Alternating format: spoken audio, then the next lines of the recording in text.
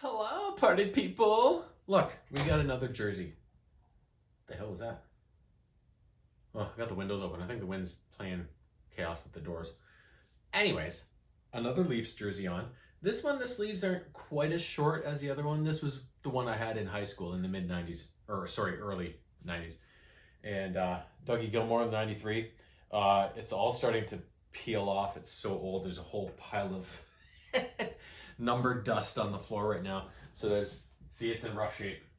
But it is signed. I got Dougie to sign it. And I wore the hell out of this one back in high school when the Leafs were very fearsome. And you could be very, very proud of that squad. But I digress. Let's not get into hockey talk right now. It's not a good thing right now for me. So we'll get into the 5 things I got up to recently. 5 really good things. 2 books, a TV show, and 2 games, if I'm not mistaken. Let's get into her.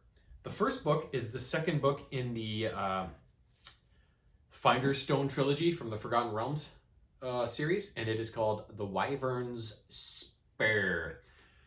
So this book actually deviates a little bit from the first book. So in the first book, we had like 4 of the main characters. It was Alias, Dragonbait,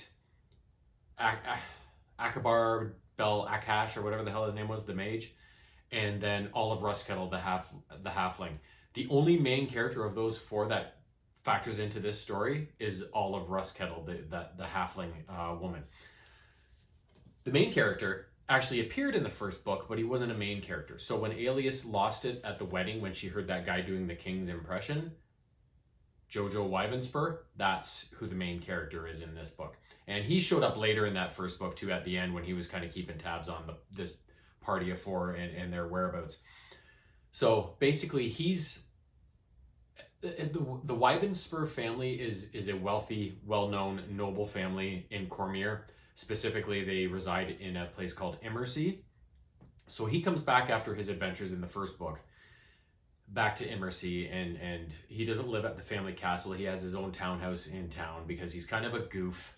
His aunt doesn't really like him. Like, he just feels like kind of an outcast from his family because he's, the clumsy, inept one, let's say. So he comes back to Immersea and immediately gets called up to the castle, where he is told by his Aunt Dorath that the Wyvern Spur has been stolen.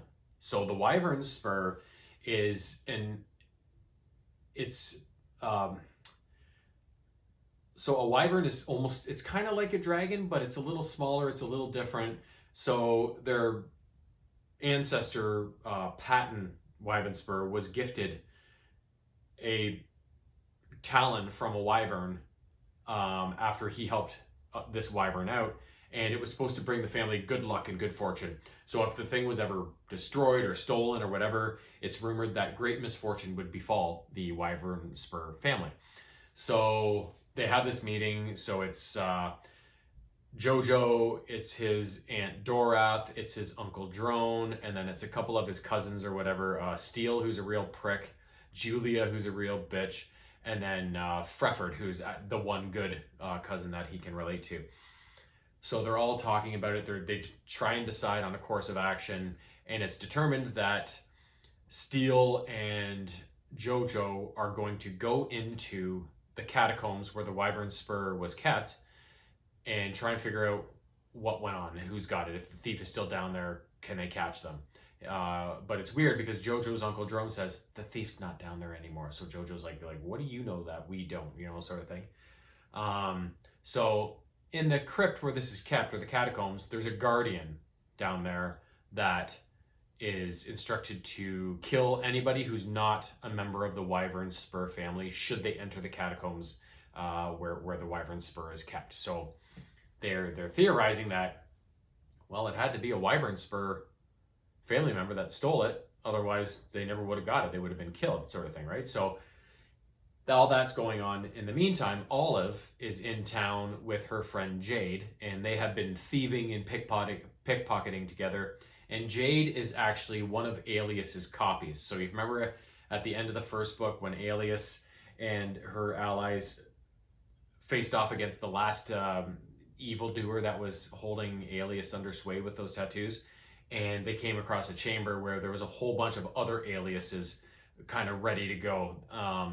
They all looked a little different, but they were basically all copies of her, you know, waiting to go should Alias fail or whatever. So this Jade happens to be one of those copies. So Olive loves her. They get along great. Olive's been teaching her everything she knows about thieving, pickpocketing, whatever. So one night they're out pickpocketing, and Jade decides to go after this guy who's mysterious. He's got robes and a cowl on and whatever. And she ends up taking something off of him. The Finder's Stone, is that where she gets it? No, I forget who had the Finder's Stone. Anyways, she gets something off of him, but then she decides to go back for more. The guy notices, and he basically disintegrates her. She's destroyed, and all right in front of all of his eyes, who's off like hiding in the bushes or whatever, and Olive's like, "Gah!" So then this guy notices her, and then he comes after her, and Olive notices, oh my god, like, he looks just like Finder. So Finder was the nameless bard who made the copies of Alias because he wanted someone to pass down all the songs that he created. He's very vain, he's very selfish. You'll remember this from when I described the first book. So Finder was the nameless bard that created all those copies of Alias, and he wasn't necessarily dangerous, he was just misguided, you know, one of those. So Olive is like, oh my god, it's Finder, this guy looks exactly like Finder. He comes after her, and I forget how. Oh yeah, Olive goes into like some sort of barn or something like that, and earlier in the night she actually robbed Jojo of his coin purse, and she's got it on him, and so I guess she opens it up or something like that, but there's a spell on it that guards against intruders from opening up the coin purse, and it turns her into a little donkey, a little ass. So she's hiding in this barn, and at first she doesn't realize she's been turned into an ass. So this guy creeps in and he notices her, and he leaves her alone, and she's like, what the fuck, like, he saw me, like, and then she realizes she's a donkey, right? So then she goes to try and find Jojo, and try and communicate to him, like, it's Olive, but I'm an ass, right? And he just thinks his assistant, like his butler, bought him a donkey for some reason, and so he puts him in the barn with his horse and whatever. And so all this time Olive is trying to like find a way to get Jojo to like understand that it's Olive and she needs to get changed back. But as all this is going on, she kind of witnesses everything that goes on in Jojo's life. So he loads her up the next day with supplies to go into the catacombs to try and find the thief of the Wyvern Spur. And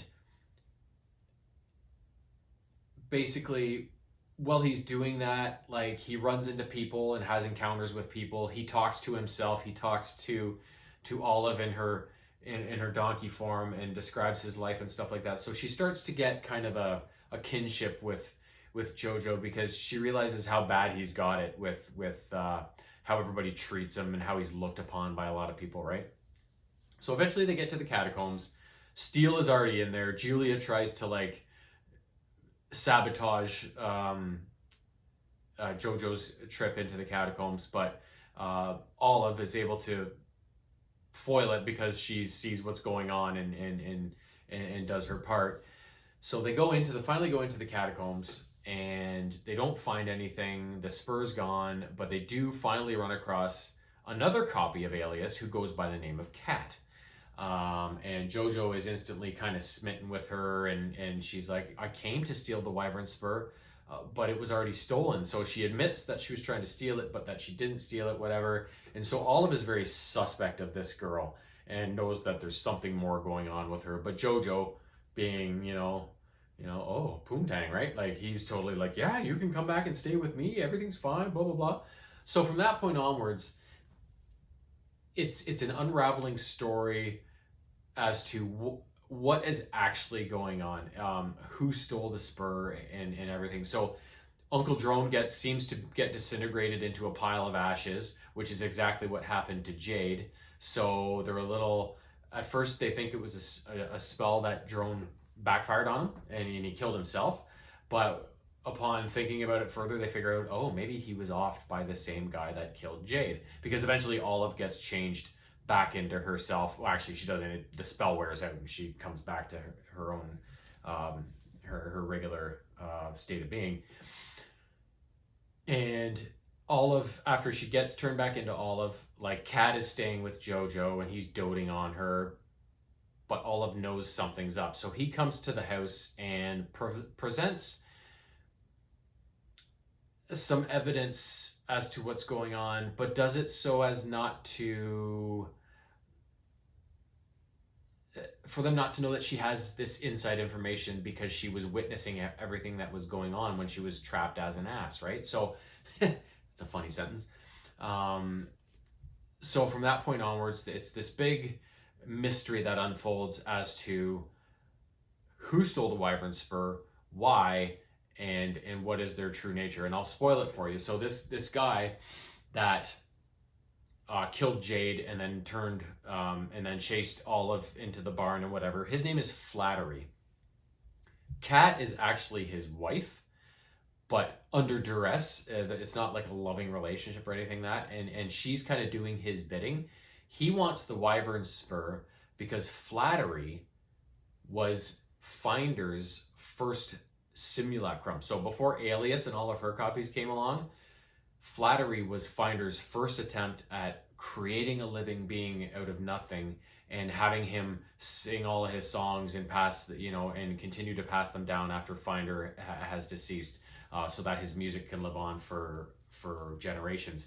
Only Flattery didn't take to it, and there was a big falling out there, and Finder basically berated him, beat him, whatever, until Flattery could finally escape living in Finder's kind of environment.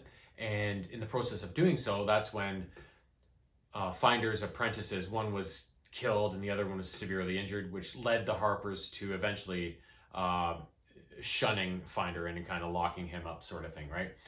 So we get a little insight into the history of this family and more history of the Nameless Bard's whole history, right? So in the end, basically Flattery wants to wipe out the entire Wyvern Spur family. So stealing the Wyvern Spur is the perfect way to do that because it'll discourage them, and it's supposed to bring misfortune on the family if they lose it. But also, what Jojo learns is as his deceased father Cole was an adventurer and a warrior, which he didn't know that before, and he was the original one who could communicate with the Guardian in the catacombs and use the power of the Wyvern Spur, because it calls out to one person per generation that can use it, and basically it allows them to fly, have like superpowers, and actually turn into a wyvern. So Jojo may use this little feature of the Wyvern Spur to help bring this story to a conclusion and put Flattery in his place. A really good book. I actually liked it better than the first book. It was such an intriguing tale of mystery and suspense, and I really like how in the first book it was a party and all four members of this party were kind of equal, right? And they were all very distinct and different from each other, but it was a team effort. They were all the main characters in the book, and the story unfolded around this party, right? So I was thinking for the second book, well, obviously it's going to be Alias's next adventure and whatever she does. 3 of those 4 main characters weren't even in the book, and the one you probably least expected to be featured in the book was the one that was featured in Little Olive, right? So I really like how they went a totally different direction with the story as a sequel in a trilogy. They just totally went off board with the story. They just like took a U-turn and went a whole different direction. I thought that was really neat. That was really different, because usually books in a trilogy follow the same characters throughout one big long story, right? Whereas this one kind of really took a 180 and did some different stuff. So I really enjoyed it. That was really cool. And that book was originally released in 1990, I believe. This book, I believe it was 2017, and it is called Star Wars Rebel Rising. It's the story of Jyn Erso. So if you don't know Jyn Erso, watch Rogue One, the Star Wars movie Rogue One. It is one of the best Star Wars movies of them all. I always say I can't pick a totally favorite Star Wars movie because there's a few that I love so much. So I pick one from each trilogy and then a standalone. So Empire Strikes Back from the original trilogy, Episode 3 from the prequels, and then Rogue One as a standalone. That movie was so good. So this is basically Jyn Erso's what happened to her in between where Rogue One started when she was a kid and where it ended after she was asked by the rebellion to do what she did and unfortunately lose her life. So it picks up on, I can't remember the planet, but after her mom is shot by the Empire, by the Dark Troopers or whoever it was, and her dad was taken away by Orson Krennic to work for the Empire on the Kyber crystals and creating the Death Star. So Jyn was hiding in that little pit or whatever, and saw Gerrera, the partisan leader, who was striking out against the Empire and disrupting all their stuff. She was rescued by him in the movie after that kind of introductory flashback sequence, and then the movie skips ahead to current times when she's in a prison camp. So this book takes place between those two moments. So basically, after Saw rescues her, she's 8 years old. He takes her to the planet Rhea, which is where his kind of base is, and he looks out for her. He loves her, even though he's kind of a hard man. And she just hangs out there, watches everything that's going on. People are always coming and going, different teams, and Saw sending them out on missions to do whatever against the Empire. And over the years, she gets comfortable and she chips in on some stuff. She eventually shows a real affinity to using a code sequencer and coming up with codes for missions. So Saw can get past Imperial blockades with clearance codes, right? So she's really good at forging these types of things. And eventually she's allowed to go on a mission. I can't remember the planet, but basically she's supposed to just give out these devices to a bunch of people that are going to approach her so they can get into this event and then go back to the ship. But she chooses to actually go in and see what's going on. So she witnesses Saw and his team in action, where they wipe out all the people at this function, not just the stormtroopers and the Imperial governors and officers and stuff, but all the civilians that were caught in the line of fire as well. So Jyn loves Saw. She wants to help him. She wants to go on missions, but she doesn't necessarily approve of all of his methods, right? So it's kind of this learning process of Jyn growing up, coming of age, and developing her own sense of right and wrong, and everything that comes along with that. So eventually they accept a mission to a planet called now I forget the name of it, but they go there as under the guise of being like a documentary crew. And so they're supposed to film this Imperial governor or something like that, giving some sort of propaganda speech. But it's on a planet where they really want to see what's going on so they can get some good intel. So it's strictly a recon mission. But they get sold out by one of Saw's most trusted allies, a guy named Reese. He sells out Saw to the Empire, and then he has also figured out that Jyn is actually Galen Erso's daughter. So he's like, I can hand you her too. So a big brouhaha breaks out, and Saw is able to escape, but he tells Jyn to hide on the planet's surface so that she won't be at risk of being tracked down if Saw doesn't make it away from the planet, right? So she hides out on the planet, but the Empire starts bombarding it from orbit because they've used the planet for its mines or its factories or whatever it is, and now they're just going to destroy it to wipe out all the evidence. So she's able to finagle her way off planet and eventually hooks up with this girl named Akshaya, something like that, and joins. She's just a local.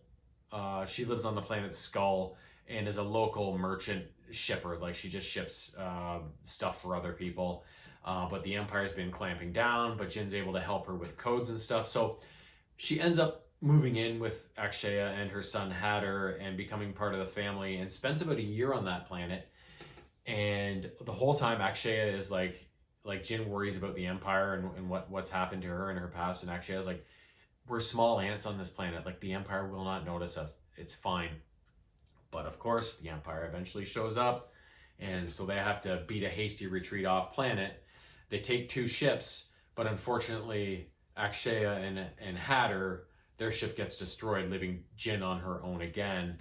She ends up going to this space station called 5 Points or something like that, and has to find a way to like earn credits and find a way to live and not get mugged or raped or murdered, all this kind of stuff.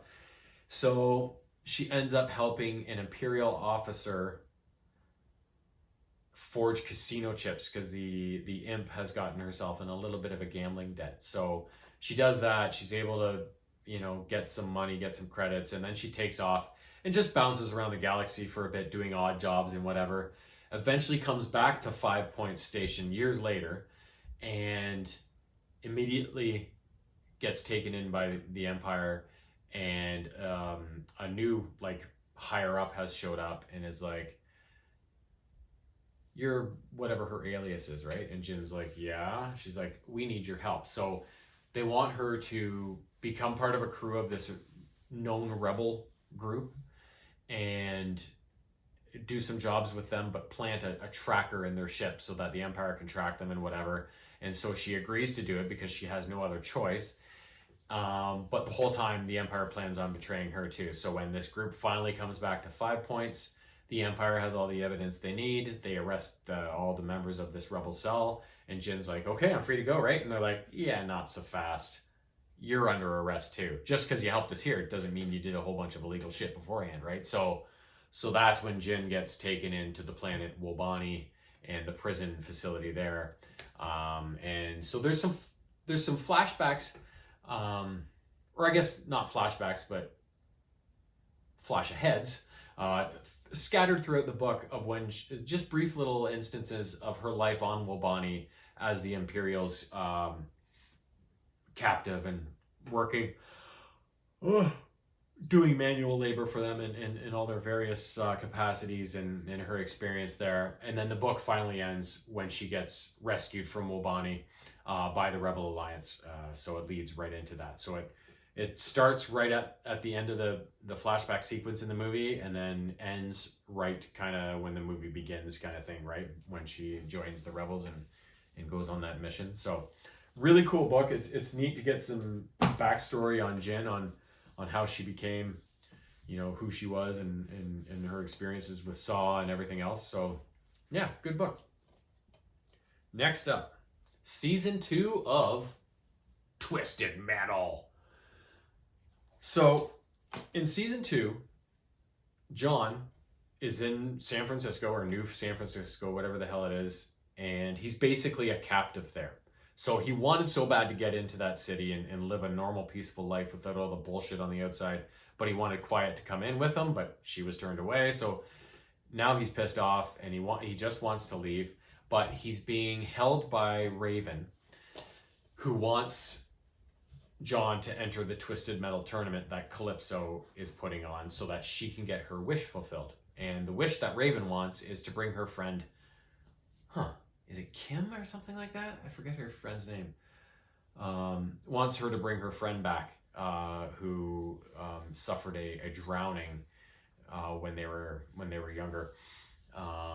So John's basically being held against his will and training to drive and win the Twisted Metal tournament. And there's a really funny sequence in that first episode of season 2 when he finds a bunch of Babysitters Club books and gets so invested in reading them and into the story. And I sent the clip to my ex-wife because she always made fun of me for my little Babysitters Club book collection, which I read when I was younger. I really enjoyed the stories. They're up on the shelf right there. And so I thought that was pretty funny. A great way to kick off season 2 with a little chuckle like that. But anyways, John eventually escapes. He finds a way to get out. But before he does so, he finds that Raven in an ambulance, her friend that apparently passed away of drowning, is actually still clinging to life on some machine, and she's got her down in this facility in New San Francisco. And John's like, "Ooh, that's fucked up." But eventually he escapes in an ambulance and gets chased and all that stuff, and eventually falls into the dolls camp. So the dolls are led by Dollface, and Quiet has actually joined their little gang. So they're an all, well, not all female, but mostly female group that rallies and fights against the walled cities and that sort of thing. So Quiet and Dollface rescue John. They bring him in, and Quiet's like, John? And he's like, Quiet. So they're all excited to be reunited. And they find out that Dollface, her real name is Krista, I think, is actually John's sister. John isn't quite as enthused about it as Krista and Quiet are, because he has no memories. He has nothing to base anything on. So he's kind of depressed about the whole thing. And it's a really awkward dynamic between the two. And John is like, Quiet, we can go. We can take off and leave this. And she's like, no. She's like, John, I found a place here with the dolls. We're doing good, and I want to enter the Twisted Metal tournament so I can get the wish and change things forever. And he's so against it because he doesn't want to see her get killed. So they end up having a race to see who wins and who will enter the Twisted Metal tournament. Because he's like, okay, well then I'll just enter it and you can be safe. But Quiet ends up winning the race. So John's like, fine, we'll do it together. So he agrees to enter with her. In the meantime, this young girl named Mayhem, she calls herself, tries to raid the Dollface camp for food or something like that. She ends up being taken captive. But eventually Quiet and her seem to have this weird relationship where they like each other. So Mayhem kind of becomes part of the crew. So they start preparing for the Twisted Metal tournament, and the first thing they need to do is get weapons. So they go to this place called Diesel City, where all the weapons are kind of bartered for and sold and whatever. And they devise a plan to get into Diesel City and steal a bunch of weapons. So of course, all hell breaks loose. Sweet Tooth is there, all sorts of crazy shit starts happening. There's so much violence. There's a lot of sex. There's a lot of chaos. It's awesome. So they eventually escape with their weapons, and they're ready to, travel to the tournament location. And in the meantime, we see Mr. Grimm, who was a great original Twisted Metal character on a little motorcycle. He was powerful, but he didn't take a lot of damage, that's for sure. He gets released from a mental hospital. So he's going to be one of the tournament entrants. And we also eventually see, after they escape Diesel City, John and Krista decides to take John to a drive-in theater they used to go to as kids, and hoping to jog something in John's memory. So they get there, and suddenly these sonic barriers go up, and this weird contraption starts chasing them around and shooting at them. And enter another character into the Twisted Metal tournament. Yes, Axel. I didn't think they were going to do him in this show, because I'm like, how do you fucking make Axel? So if you've never played Twisted Metal, Axel is a character. He's a jacked black dude, and he stands on this little platform that has guns on it, and attached to the platform are these huge wheels, like as tall as I would be, maybe even a little taller. And his arms plug into the rims or whatever, and he just rolls along with it like this, shooting people, right? It's one of the coolest vehicles in the game, but also one of the most fucked up ones, right? So they actually introduce Axel, and he's being controlled by kind of this mad doctor that put him in this state. So John and Quiet eventually kill this mad doctor, and they're like, Axel, you're free to go. And he's like, oh, thanks. And then he takes off. It's such a funny, bizarre show. It is crazy, based on one of the best game series of all time. So they escape that fracas, and eventually the tournament's about to start. So they go through this kind of not a tryout, but it's like an introduction to the tournament. And basically each car, whether it's one person driving or multiples, like John and Quiet have two people in their car, right? Each car brings this bag with them that has 3 green barred lights on it. And it's simple. It's transport your package from point A to point B without the package being compromised, and you'll move on. This is the qualifier. You'll move on to the actual tournament. But of course, they're all trying to kill each other, so some of the packages take damage, they get shot, whatever.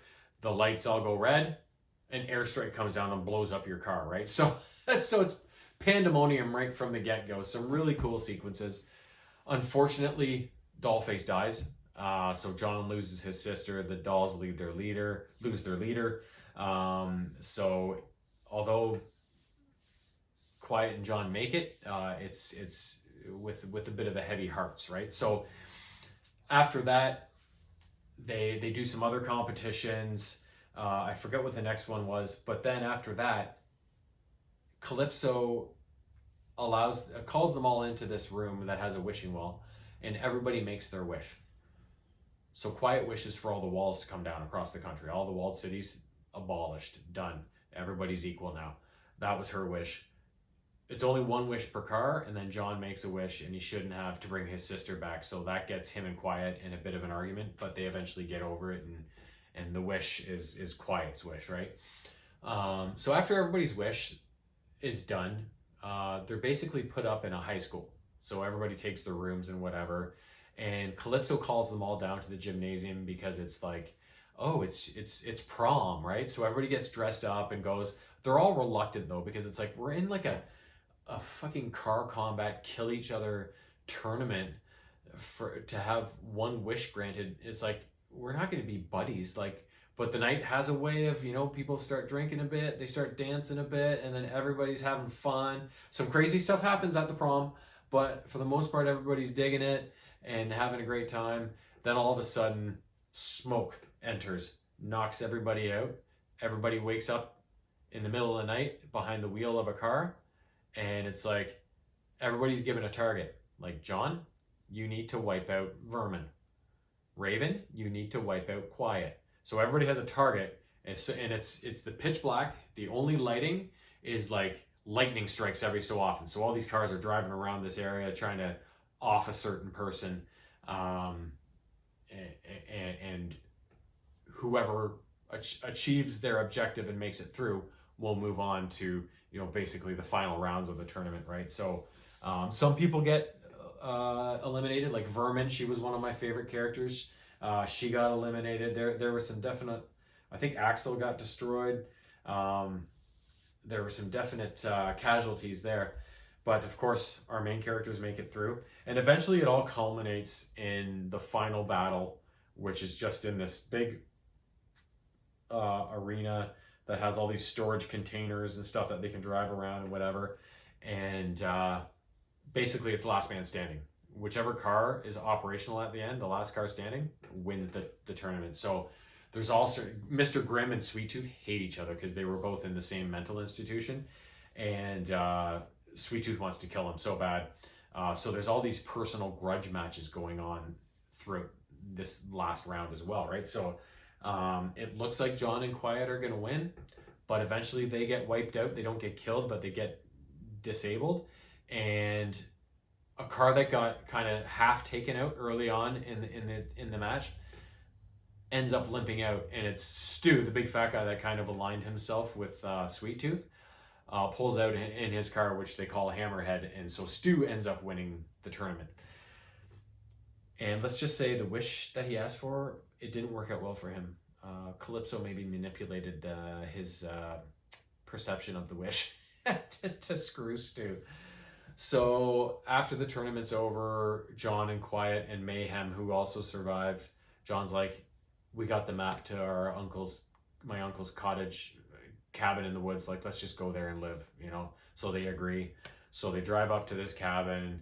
They settle in. They get it all cleaned up. They almost settle in like a little family, and they have all these little sequences where funny things are happening. Mayhem walks in on the two of them having sex. Everybody laughs.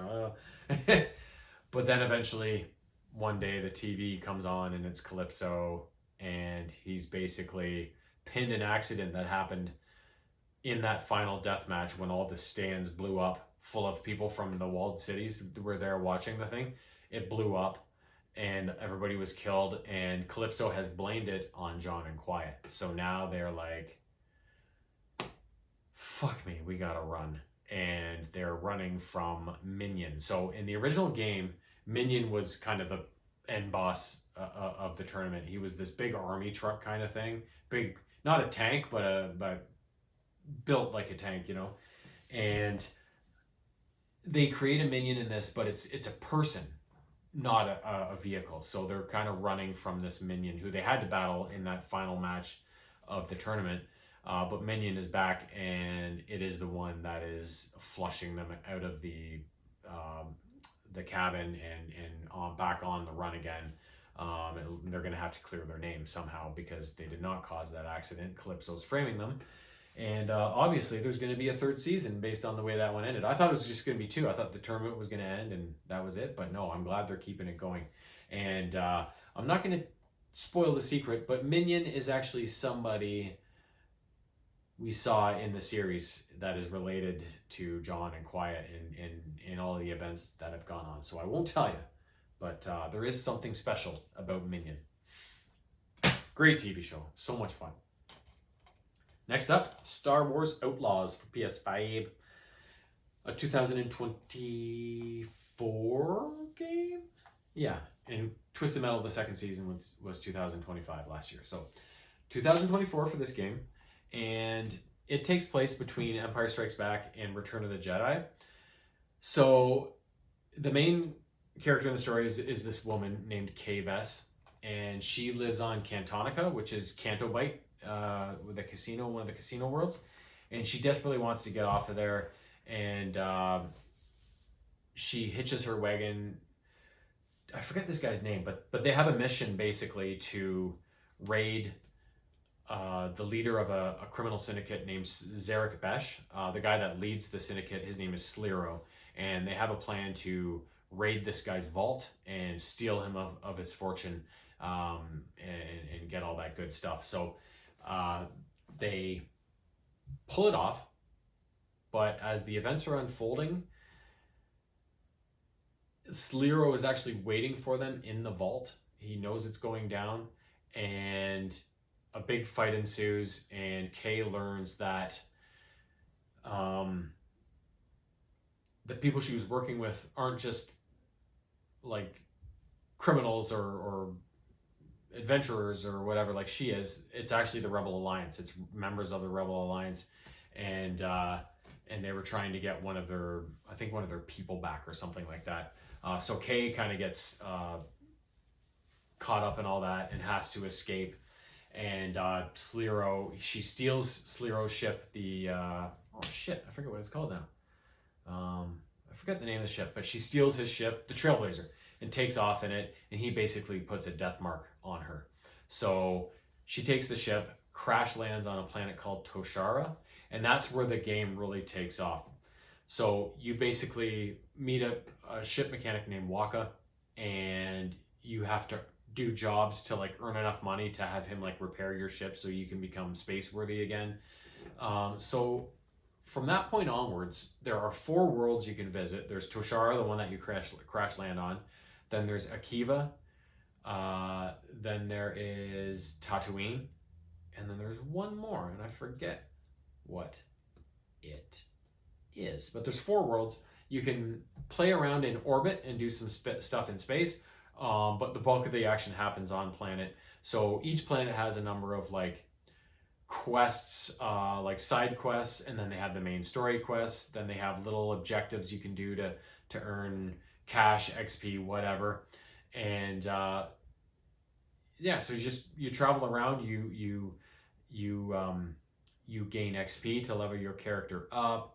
You gain parts so that you can improve your speeder, your ship, your blaster, that sort of thing, and earn money for these upgrades and whatever. So there's all sorts of stuff you can collect, all sorts of like missions that aren't part of the story that you can do to fund your development in the game. And but you do make your way through the game by completing all of the story objectives. And yeah, after Kay is on Toshara, and I think somebody comes after her, but then a bounty hunter intercepts because the bounty hunter, her name is Vale, wants Kay's bounty for her own. But then a guy named Jalen Vrax or something like that rescues Kay from this bounty hunter, and he presents her a proposition. He wants to actually break into Slero's vault like Kay was doing beforehand, but actually break into the vault, steal all the stuff, and then she can get the death mark off her head and go live somewhere in being rich and everything.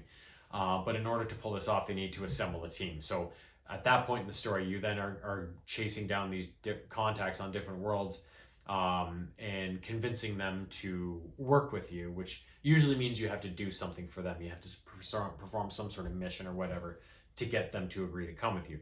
So you need like a slicer, a safe cracker, a heavy, and then once you have your team, you can engage the final story sequence of the game where those final events unfold. And I'm not going to tell you how it goes because there's a lot of twists and turns at the end of this game, and they're all very cool.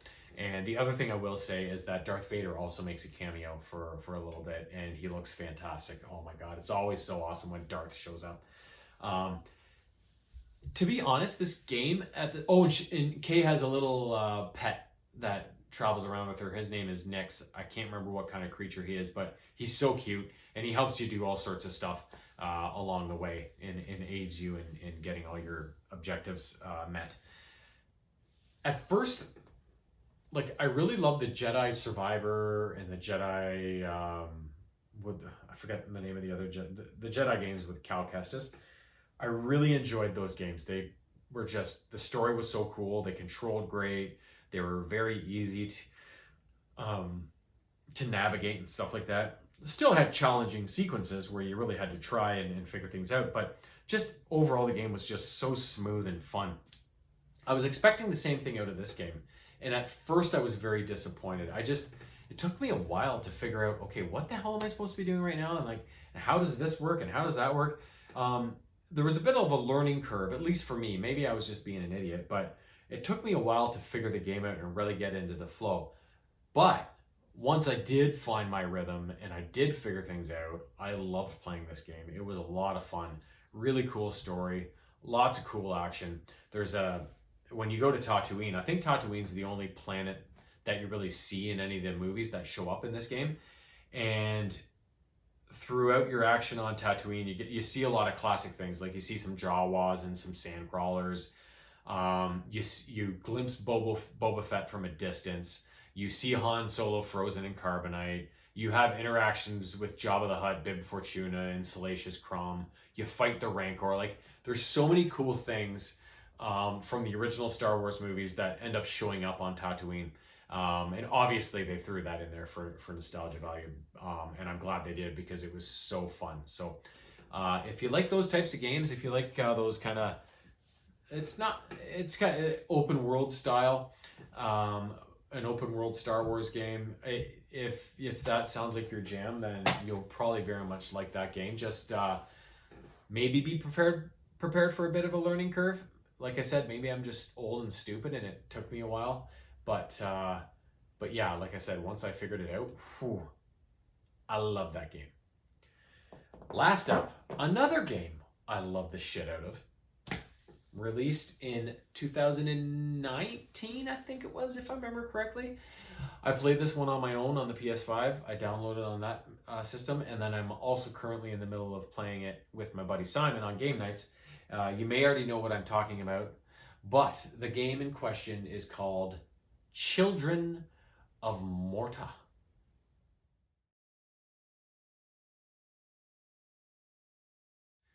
So Children of Morta is a new game that looks old. It's very pixely, and it is kind of a top-down view, and it is, I think, what they call roguelike. I think that's the type of game this is. Kind of like a dungeon crawler. So the story is you control members of the Bergson family who live on Mount Morta. It's a fantastical land, like it's not based in any sort of reality. But there's a corruption seeping into the land, turning things evil, turning them purple and shitty and dead and spawning these strange creatures. So the Bergsons have to look into what the hell is going on. So they set out, basically the menu of the game is presented as the Bergson house. It's a big ass house. And there's different areas you can go in the house that will take you to different objectives or different functions of the game, I guess. The middle one is a staircase that takes you down into the crypt below the house. and that's where you access all the levels. So there's 1, 2, 3 areas, each with the first 2 areas each have 3 levels, and the third area has 2 levels. So you start off in the first area, the Caldipo Caves, and then you go to Barra Hut, and then you go to Terra Lava. So you start off in Caldipo Caves, and you run through the first dungeon with the character of your choice, and you won't last very long because you're not powered up, you're not leveled up at all. You're going to get overwhelmed. So it's one of those randomly generated rooms that you go through them all to get to the end and get to the boss. And so it's just the same thing over and over again. You're just repeating these same types of rooms and sequences of rooms to try and beat the boss. And then once you do, you move on to the next area of Caldipo Caves until you've completed all 3 areas, and then you move on to Barra Hut. And so the main thing is, though, as you're going through this game, you want to kill as many enemies as possible and collect as much resources as possible, because killing enemies earns you XP, which ranks your character up and gives you skill points. And you can then use the skill points to upgrade various aspects of your character's abilities, whether it's offensive, defensive, special move, whatever. The higher you get, the more stuff you have equipped, the more you're going to whoop ass, right? And then in terms of resources, the main one is called Morv, which is basically like gold. You can then trade in your Morv for upgrading all sorts of different aspects of the Bergson's abilities. So when you buy these abilities with Morv, it applies to the whole family. So every character is upgraded in that capacity. So like you have the more fighting ones, like you have your armor goes up, your hit strength goes up, your critical chance goes up, your movement speed goes up, your ability to dodge goes up. And then there's other ones where it's like increase how much Morv you get, increase how much XP you get per enemy, you know, those sorts of things. So you can crank all those up, and they all have different max levels you can get to. So you really want to like be thorough as you're going through the dungeons and just kill everything, collect everything, get your upgrades in, do it again kind of thing, right? And while you're doing this, you only start off with, I think, maybe 2 characters, but there's a narrator that narrates all of the stuff that's going on in the game. And after you perform certain things, like you beat a first level or whatever, a new character is introduced, and the narrator kind of it unfolds in his voice exactly how these sequences of events happen and what leads them to introduce this new character, right? And then so you just keep on keeping on trying to beat all the levels, upgrade all your characters, and eventually you'll open up one last portal in the middle of the floor of the catacombs, and it is the final level. And it's not even a level, it's just one last boss fight against the main enemy in the game, who is the mountain god Ua, I think his name is. He's the one that's causing all this corruption because of something that happened in his past, and he's basically become an asshole. So yeah, I love this game, and I'm very glad that I did, because I've played a few games of this style over the last few years. The first one I tried was Hades. I just don't like it. There's not, like, the Children of Morta was you were strung along with the introduction of new characters, and the narrator always like relating all the stuff that was happening in this really cool story that was unfolding. And I just found that Hades was just, it didn't have any of that. It didn't have any of that excitement and that intrigue, and it was just like, go out, get killed, do it again, do it again, do it again. Like, it's just repetitive and boring. Whereas Children of Morta got it so right. And the other one was the Ninja Turtles Splintered Fate or whatever, and I really like that one too. So, you know, so far I'm 2 for 3 on the roguelike games or whatever they are. But I think Children of Morta, I love the Turtles game, it was so fun. But I think Children of Morta, it's just so different, and with the narrator and all the cool stuff in it, it has a really unique vibe to it. And me and Simon have both commented, like, we both started playing the game on our own when we weren't playing together on Thursday nights. Like, we just couldn't stop each of us playing this game. It's so much fun, right? So, and it's cheap too. So if you get a chance, if you like that style of game, then you should absolutely love Children of Morta. And like I said, yeah, I think it's fairly affordable. So, and I just learned out they also have a board game of it. So I might have to investigate that. But anyways, I have rambled on long enough. That's the 5 things I have been up to recently. I've already got a good head start on the next batch. I've got a couple things just about ready to fall, and I'm sure I'll have a few more fall in line not long after that. So I will be back to you sooner rather than later. Lucky you.